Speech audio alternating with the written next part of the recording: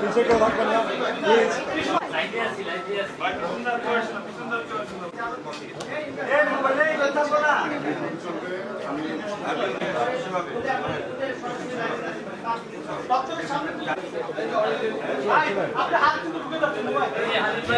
একটু শান্ত হন, আমরা একটু শুরু করি।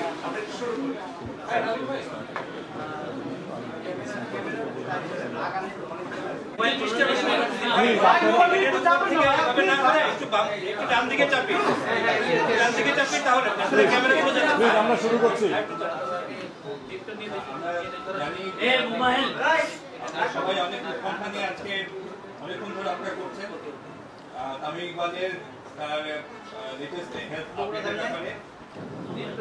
আমাদের এখানে যারা হসপিটালের ডক্টর যারা ওনাকে ট্রিট করেছেন তারা সবাই আছেন এখানে। ওনারা এখানে ডক্টর সাহেব ওখানে ব্রিফ করার পরে সময় হবে তখন আমরা জানাবো। পরিবার এবং বিসিবির পক্ষ থেকে হসপিটাল কর্তৃপক্ষকে আন্তরিকভাবে আমাদের ধন্যবাদ জানাই যে ওনারা তামিম ইকবালের এই ক্রিটিক্যাল কন্ডিশনে ওনারা ওই ট্রিটমেন্টটা করেছেন। আমরা সবাই কাছে তামিমের জন্য দোয়া প্রার্থনা করছি। ফ্যামিলির তরফ থেকে এটাই আপনাদের কাছে চাওয়া যে আপনারা সেটা তার জন্য দোয়া করবেন।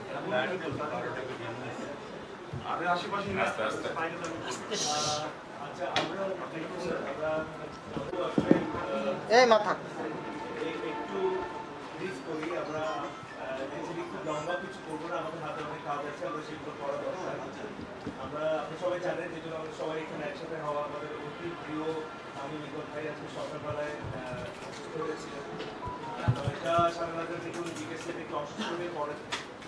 ওই অবস্থায় ওনাকে এখানে নিয়ে আসা হয়। যখন এখানে নিয়ে আসা হয় ওনার চিকিৎসা শুরু হয়। পরবর্তীতে আসলে উনি আমরা চিন্তা করি যে আসলে ঢাকা নিয়ে যাওয়া যাবে কিনা। বিভিন্ন কারণে আসলে ঢাকা নিয়ে যাওয়া যায় আসলে পরবর্তীতে ওনার অবস্থাটা বেশ ক্রিটিক্যাল কন্ডিশনে আমাদের কাছে আবার আছে। ওনার ক্রিটিক্যাল কন্ডিশন সবকিছু করা হয়েছে। আল্লাহর রহমতে কন্ডিশনটা আসলে অনুকূলে আছে। ওনাকে একটা হার্ট অ্যাটাক হয়েছে। এটার জন্য একটা এনজিওপ্লাস্টি এবং একটা স্ক্যান করা হয়েছে। আল্লাহর রহমতে স্ক্যানিংটা খুব স্মুথলি এন্ড এফিশিয়েন্টলি হয়েছে। আমাদের রেডিওলজিস্ট ডক্টর মারুফ ওনার স্ক্যানিং করেছেন এবং চলে গেছে। অবশ্যই আমরা যেটা বলছিলাম যে ক্রিটিক্যাল কন্ডিশনে ছিল, স্টেন্টিংয়ের পরেও এখনো এই অবজারভেশনে আছে, ক্রিটিক্যাল কন্ডিশনে এখনো কাটেনি, একটু সময় লাগবে। আর আমরা সবাই তার জন্য প্রাণপণ চেষ্টা করছি। আপনারা সবাই দোয়া করবেন আমাদের প্রিয় তামিম ভাই যেন ফিরে আসে। সবাই নামটা ছিল স্যার পাশে আছে ডক্টর মারুফ, ডক্টর মনিরুজ্জামান মারুফ, স্টাডি করেছেন। আর পুরো টিমটাই আসলে অ্যাক্টিভ ছিল। ইমার্জেন্সি টিম থেকেও একেবারে ক্যাপচার করতে আমাদের কোনো সময় ক্ষেপণ হয়নি। যেখানে যতটুকু করার প্রয়োজন ছিল আমরা মোটামুটি করতে পেরেছি। আমরা হোপফুল যে উনি আসলে ভালো হয়ে আমাদের মাঝে আমরা সবাই দোয়া করি আমাদের ফিরে আসে। বিকেএসপির ডক্টরও এটাতে হেল্প করেছেন এবং ফিজিও এবং অন্য প্রত্যেকটা স্টেপে আমার কাছে মনে হয়েছে যে আমরা সঠিক সিদ্ধান্ত নেওয়া হয়েছে। এই জিনিসটাই সবচেয়ে ইম্পর্টেন্ট ছিল যে সঠিক সিদ্ধান্তগুলো প্রতিটা স্টেপে নেওয়া হয়েছে। আরেকটু কথা না বললেই না, বিকেএসপিতে যে অ্যাটেন্ডগুলো নেওয়া হয়েছে খুবই সময় নিয়ে আসা হয়েছে। মানে ডাক্তাররা উপস্থিত আছেন। আমি আন্তরিকভাবে ধন্যবাদ জানাই যে সেটা নিয়ে ঢাকায় নিয়ে যাওয়াটা ব্যাপার না, কিন্তু ওই সময়টা যদি আমরা অ্যাটেন্ড করতে না পারতাম কি হতো আসলে। ধন্যবাদ। ধন্যবাদ। আপনারা সবাই দোয়া করুন।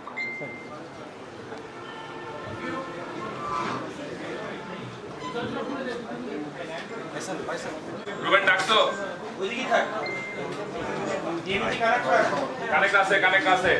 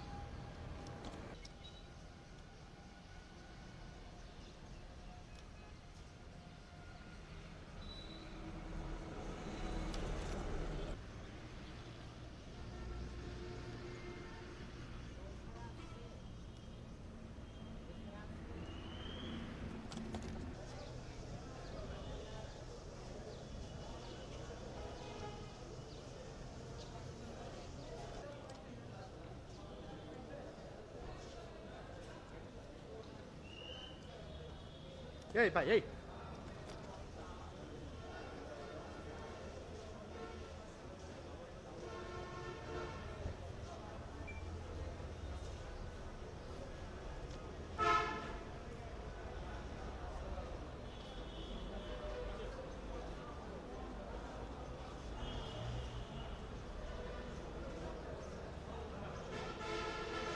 সকালে টস করছি একসঙ্গে, বোথ ক্যাপ্টেন দুই টিমের আসছেন, একসঙ্গে টস করলাম। টস করার পরেও কিন্তু আমার সঙ্গে তামিম ইকবালের আফটার টস 3-4 মিনিট কথা হয়েছে।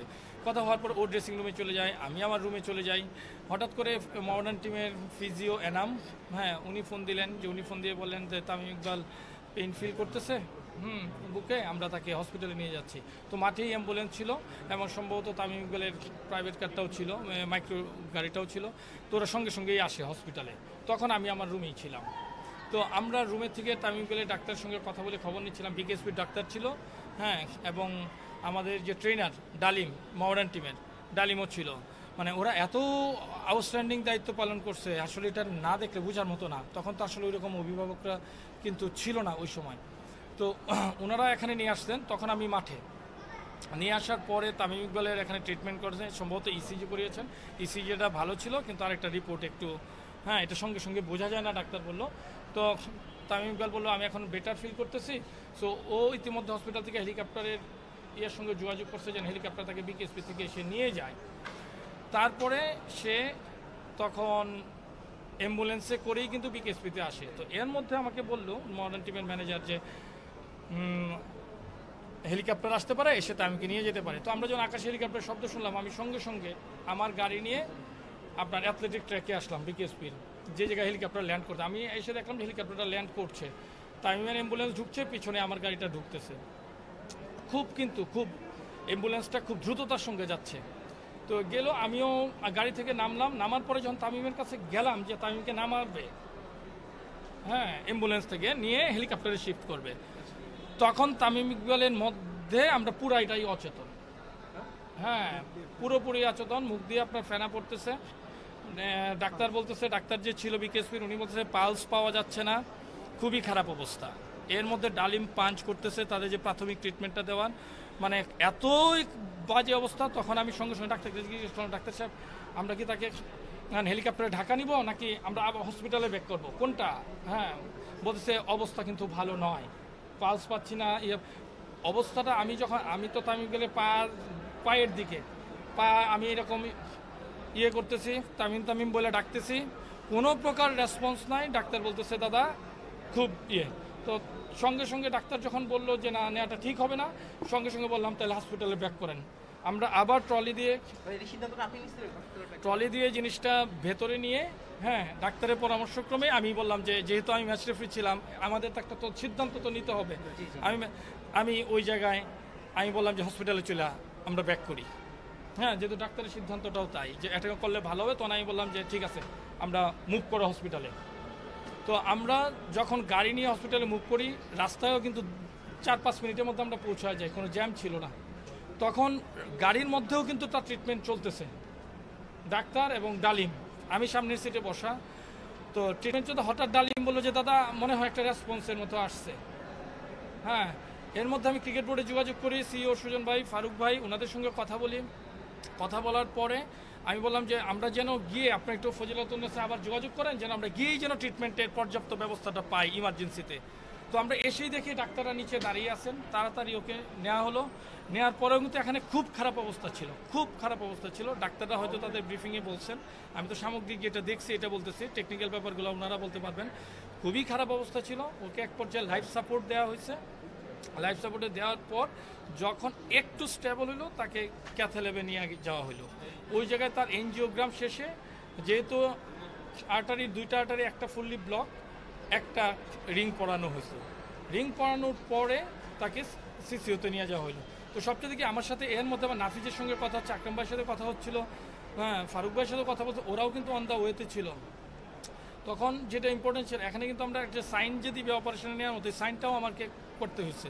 সো সব কিছু মিলিয়ে কিন্তু ডিসিশনগুলো অত্যন্ত কঠিন ছিল। তারপরেও যে পরম করুণাময়ের তামিম ইকবাল যে ওই জায়গা থেকে ব্যাক করে, এটা আপনারা না দেখলে, এখন তো অনেকেই আসছে, হ্যাঁ, এটা কাছাকাছি যারা আমরা 3-4 জন ছিলাম, মুর্তজাও ছিল, মানে এটা না দেখলে এটা বিশ্বাস করবার মতো না। ওটা আমার এন্টায়ার কেরিয়ারে আসলে আমি এরকম টাফ ডিসিশন এবং আমরা যে সমন্বিতভাবে সেই সিদ্ধান্তটা নিচ্ছি আমরা 3-4 জন, মনে হয় সিদ্ধান্তটা এখন মনে হইতেছে যে সিদ্ধান্তটা ভালো ছিল।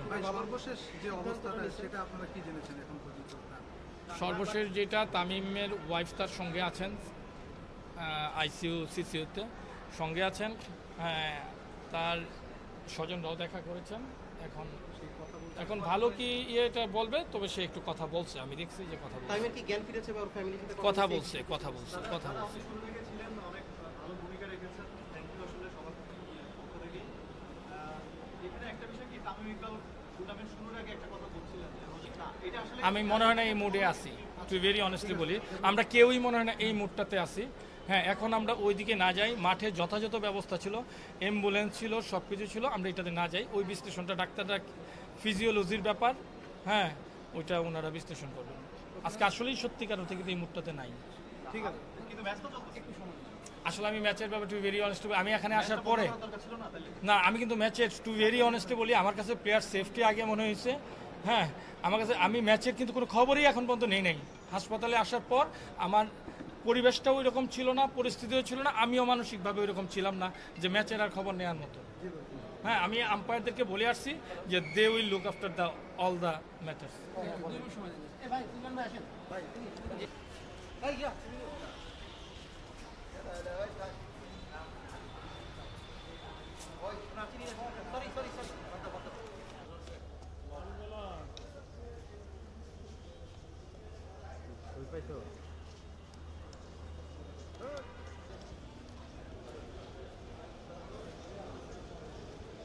খালি গাড়ি, খালি গাড়ি।